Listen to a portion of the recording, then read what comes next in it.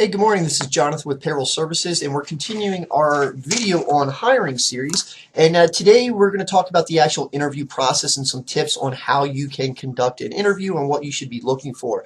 The first thing, I have a rule in my office, and I've broken it twice, and regretfully, I shouldn't have done that. The first thing I always tell people is your interview is like a first date. They're going to be on their best behavior on their interview. So if they show up late to an interview, they're going to be showing up late to your job. It is what it is. So you should be looking for impeccable attitude. You should make sure that they're prompt. They should be early on your interviews.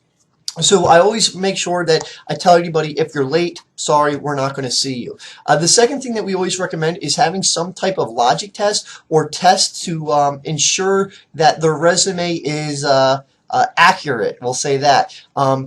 Let's just remember, they're trying to sell you that they're the right person on the position, so you need to actually do some due diligence.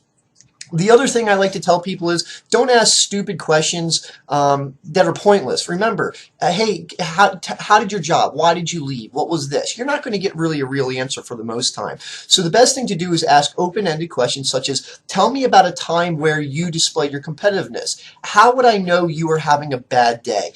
Create behavioral questions which will tell you a little bit more about the person.